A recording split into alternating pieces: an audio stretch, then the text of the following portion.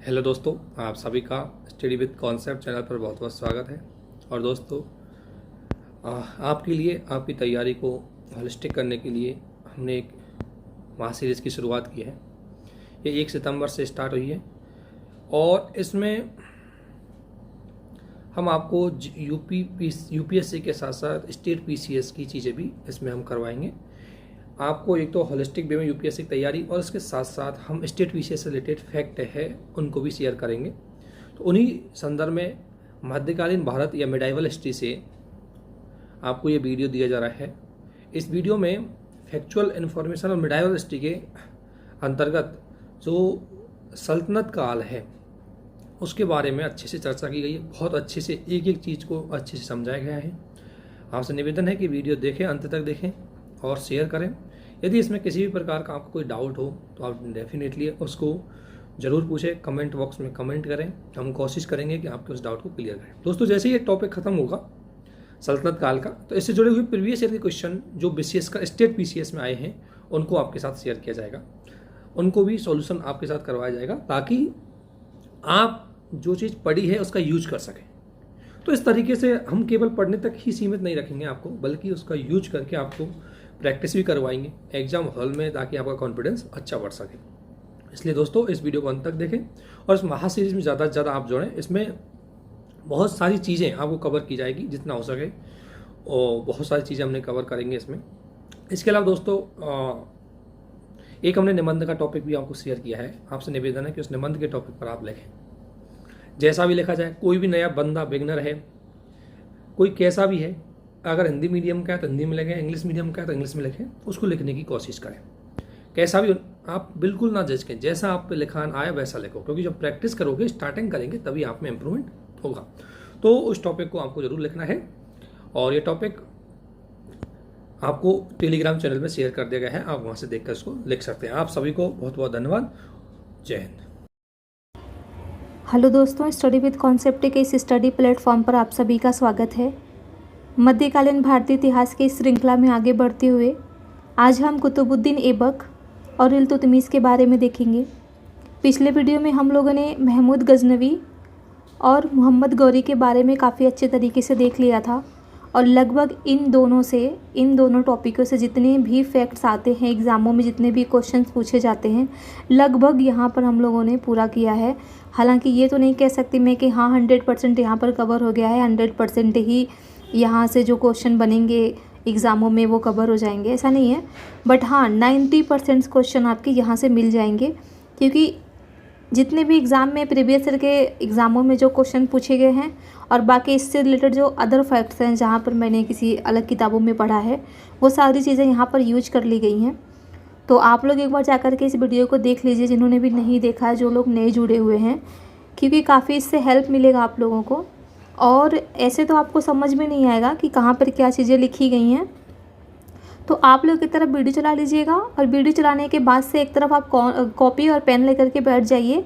बाकी किस किस से रिलेटेड कौन कौन सा टॉपिक और अदर कौन कौन से फैक्ट्स यहाँ पर लिखे गए हैं, उन्हें आप अच्छे से अपने कॉपी में लिखिए और रिवीजन करिए। 2-4 बार आप रिवीजन करेंगे, चीज़ें काफ़ी अच्छे तरीके से आपको याद हो जाएंगी।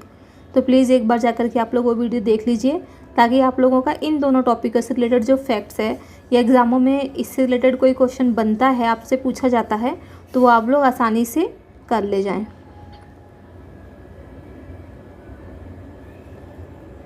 अब देखते हैं हम कुतुबुद्दीन ऐबक के बारे में। तो इसका जो शासन काल था वो 1206 से लेकर के 1210 ईस्वी तक था। परिचय अगर हम देखें तो वो गुलाम वंश का प्रथम शासक, और इसी गुलाम वंश को हम कहते हैं ममलूक वंश या फिर हम कहें दास वंश। तो इसी गुलाम वंश को ही हम कहते हैं मामलुक या दास वंश।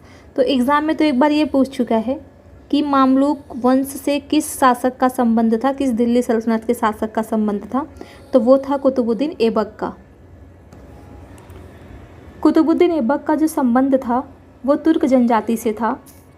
आजीवन सुल्तान की उपाधि से परहेज किया इन्होंने। ये क्या है कि आजीवन सुल्तान की उपाधि धारण नहीं की, इसने क्या किया कि मलिक और सीपा सालार की पदवी के साथ ही शासन किया। तो ये सुल्तान की उपाधि कौन धारण किया था, इससे भी क्वेश्चन बनता भी हम आगे देखेंगे कि सुल्तान की उपाधि किसने धारण किया था।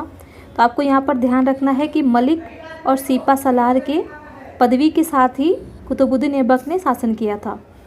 मृत्यु की अगर हम बात करें तो 1210 ईस्वी में मृत्यु हो गई थी चौगान खेलते समय घोड़े से गिर करके।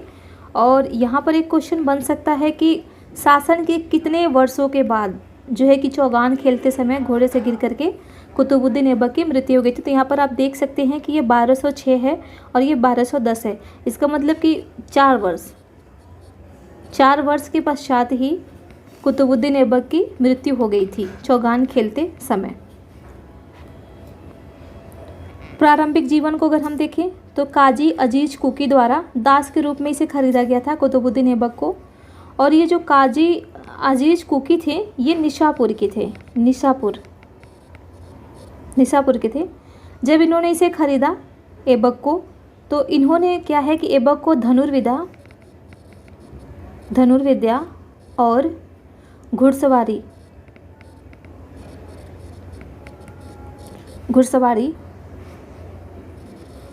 की शिक्षा दी। और फिर ये क्या हुआ कि गजनी लेकर के आए। और गजनी में जब ये गौरी से मिला तो गौरी इसके साहस और इसकी समझदारी से इतना प्रभावित हुआ कि इसको खुद ही गौरी ने खरीद लिया और खरीदने के बाद से अमीर आखुर के पद पर इसे प्रोन्नत कर दिया। उपाधि अगर हम देखें कुतुबुद्दीन ऐबक की उपाधियाँ कौन कौन सी थीं तो एक कुरान ख्वां की उपाधि थी। ये उपाधि से क्यों दी गई थी क्योंकि ये काफ़ी सुरीले स्वर में, बहुत ही मीठे स्वर में, सुरीले स्वर में ये कुरान का पाठ करता था। लाख बख्श की वो उपाधि दी गई थी क्योंकि ये लाखों लोगों को दान करता था। अधिक दान करने के कारण ही इसे ये नाम मिला था। एक उपाधि और है, आप लोग ध्यान दीजिएगा, पील बख्श यानी हाथियों का दान करने वाला। हाथियों का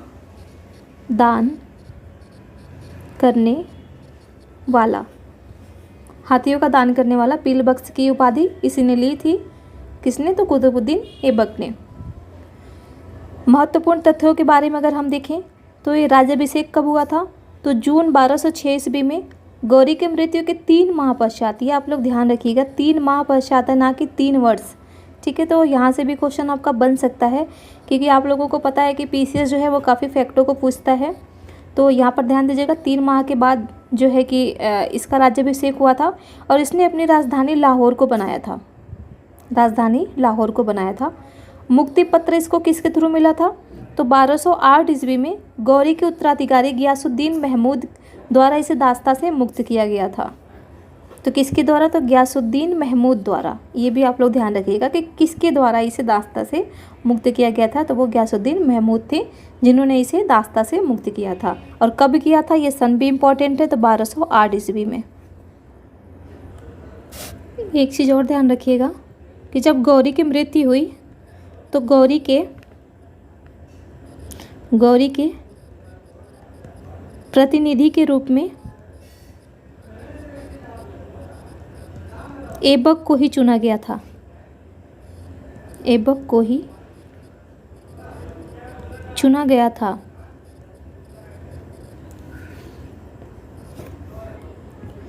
लाहौर की जो जनता थी वो भली भांति जानती थी कि ये गौरी के प्रति कितना वफादार था। और पिछले वीडियो में हम लोगों ने जब चंदावर के युद्ध को देख रहे थे, पढ़ा था जब हमने चंदावर के युद्ध के बारे में, तो जो जयचंद थे और गौरी के बीच में जो युद्ध हो रहा था चंदावर का 1194 में, तो वहाँ पर क्या हुआ था कि गौरी जो है वो बुरी तरीके से घायल हो गया था। वो हारने ही वाला था कि ऐबक का एक तीर था जो जयचंद को लगा और मौके पर ही जयचंद की डेथ हो गई। और ये देख करके जो जयचंद की सेना थी वो मैदान छोड़ करके भग गई। इस प्रकार से गौरी को वहाँ पर विजय मिला था। तो सब जानते थे कि इसी की वजह से गौरी जो है चंदावर के युद्ध में जीता भी था। और हालांकि ये गौरी का काफ़ी भरोसेमंद वफादार भी था।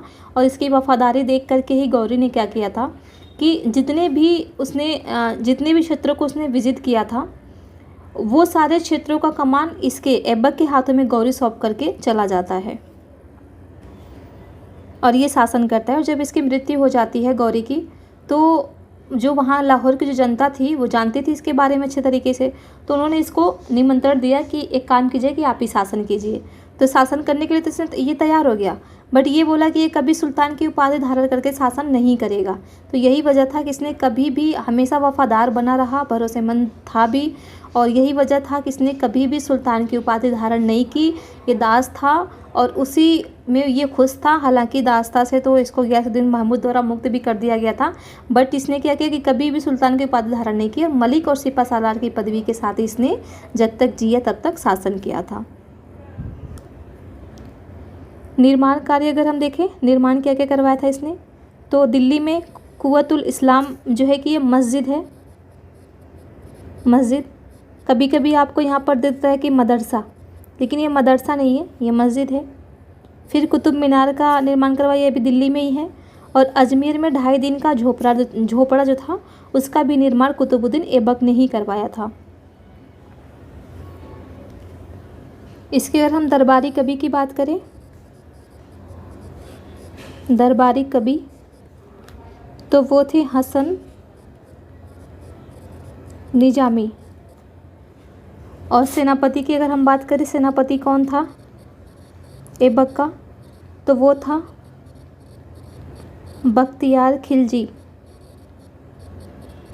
जिसके बारे में हम लोगों ने ऊपर पढ़ा था। इसने क्या किया था, तो विक्रमशिला और नालंदा जो कि बिहार में है, इसको नष्ट किया था। नालंदा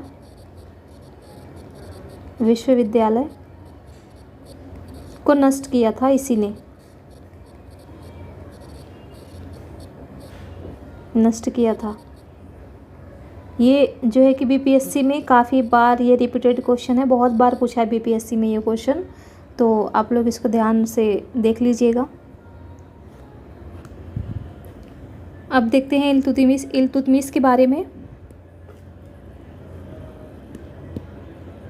इल्तुतमिश के बारे में देखते हैं। तो इससे पहले जो शासक हुआ, इससे पहले इल्तुतमिश से पहले जो था वो था आराम शाह। केवल 8 माह तक ही शासन कर पाया ये, 8 माह तक शासन। इसके बारे में इतिहासकारों को लेकर के काफ़ी मतभेद है। कोई कहता है कि आराम शाह जो था वो ऐबक का पुत्र था, तो वहीं मिनहाज उस सिराज का कहना है, मिनहाज उस सिराज, ये कौन थे, इन्होंने लिखा था तबक़ात नासिरी। इनकी जो बुक थी तबक़ात नासिरी, पिछले वीडियो में भी हमने देखा था, इस बुक के ये लेखक थे। तो इन्होंने कहा था कि आराम शाह जो थे वो ऐबक के बहन का पुत्र था। तो वहीं अबुल फजल का कहना है, अबुल फजल जिन्होंने आईने अकबरी लिखा था, अबुल फजल का कहना है कि ये ऐबक का भाई था। तो खैर आज तक तो ये पता नहीं लग पाया है, क्योंकि कहीं भी इतिहास में ये है ही नहीं कि ये क्या था, इसका संबंध किससे क्या था। ये अभी तक मतभेद विवाद का विषय बना हुआ है, तो इसके बारे में तो अभी एग्जैक्ट जानकारी तो नहीं है। बट आप लोग इतिहासकारों का थोड़ा सा ये नाम रखिएगा आप लोग याद, कि किसने इसको क्या कहा था। तो इन दोनों से हो सकता है कि क्वेश्चन बनी जाए, क्योंकि क्या भरोसा, फैक्ट है, ये कहीं से भी पूछ सकता है। और इल्तुतमिश जो था ये ऐबक का दामाद था। और इसको दिल्ली के सरदारों का समर्थन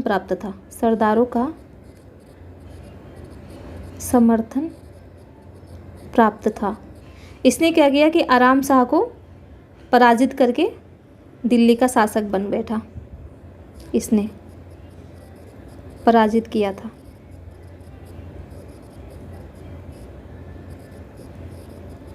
आराम शाह को।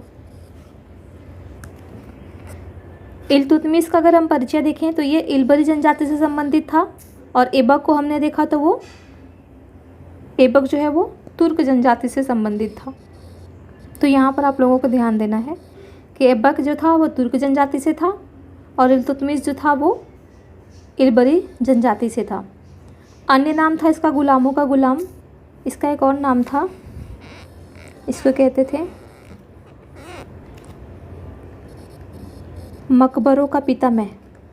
मकबरों का पितामह। और अभिलेखों में इसको कहा गया है, अभिलेखों में ईश्वर की भूमिका का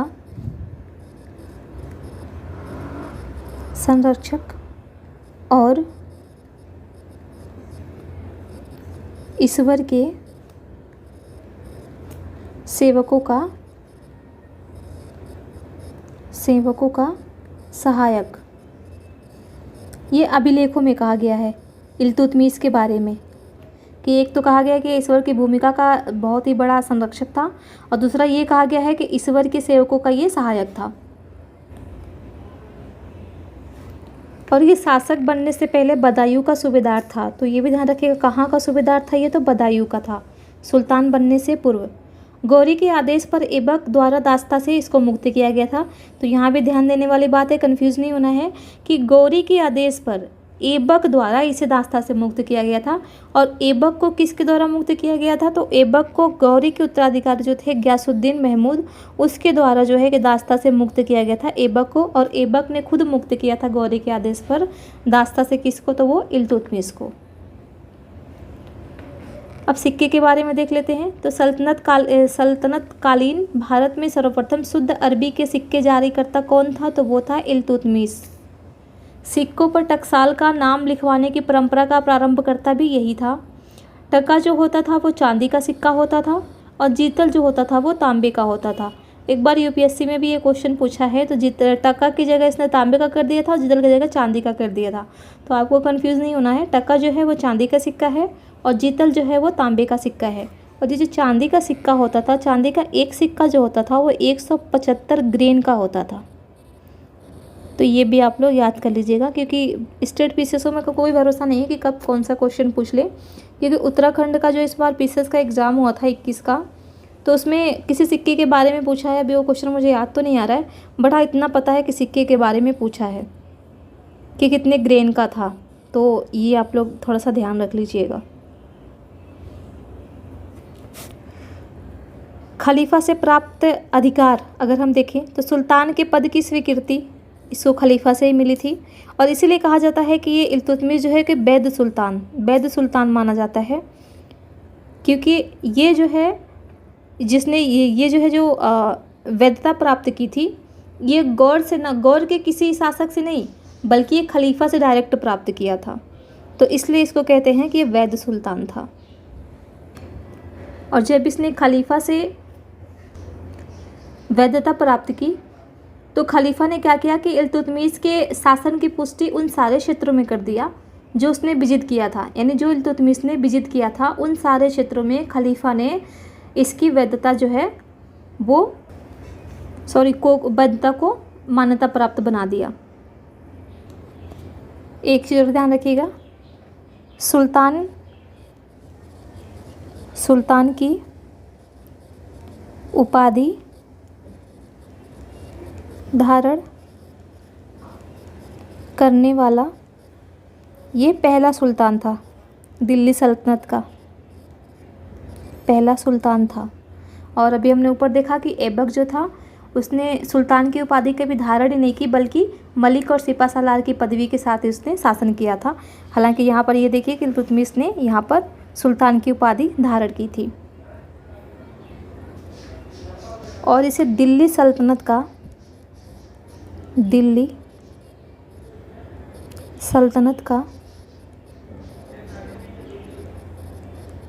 वास्तविक संस्थापक माना जाता है।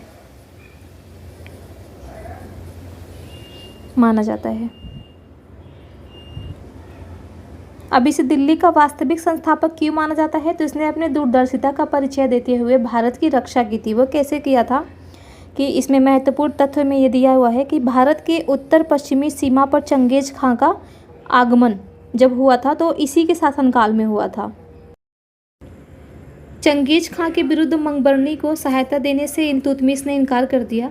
हो क्या रहा था कि चंगेज खां और ख्वारिज्म का जो शासक था मंगबरनी, इनके बीच में युद्ध हो रहा था और इसी क्रम में ये भाग करके भारत के उत्तरी पश्चिमी सीमा पर आया मंगबरनी और ये इल्तुतमिश से सहायता मांगी।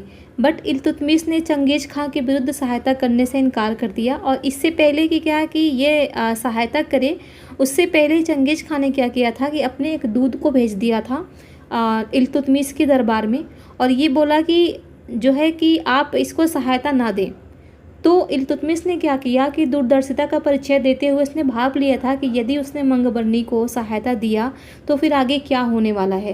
तो इस प्रकार से उसने भारत की जो है रक्षा की थी।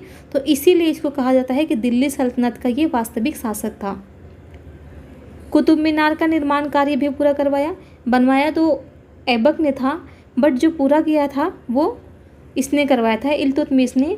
और आगे भी हम देखेंगे कुतुब मीनार के निर्माण में 3 शासकों ने काफ़ी महत्वपूर्ण भूमिका निभाई थी। आगे हम जब तुगलक वंश को पढ़ेंगे तो उसमें फिरोज शाह तुगलक को भी देखेंगे कि उसने भी इस कुतुब मीनार के निर्माण में 2 मंजिला बनवाया था, कुछ ऐसा था। 2 मंजिले का निर्माण ये करवाया था फिरोज शाह तुगलक ने, तो इसको अभी हम आगे देखेंगे। तो इस प्रकार से हम इल्तुतमिश और कुतुबुद्दीन ऐबक के बारे में काफ़ी फैक्टर को देख लिए। तो बाकी का जो बच गया होगा या आप लोग कहीं पढ़ रहे हैं या कोई टेस्ट दे रहे हैं उसमें अगर आ जाए तो उसको भी आप लोग ऐड करते जाइएगा और साथ ही साथ वीडियो को देखते रहिए और इसका नोट्स बनाते जाइए ताकि रिवीजन आसानी से आप कर सकें। तो आप इसको देखिए, बनाइए। बाकी अगले वीडियो में करेंगे बलबन के बारे में, रज़िया सुल्तान के बारे में। तो तब तक के लिए थैंक यू।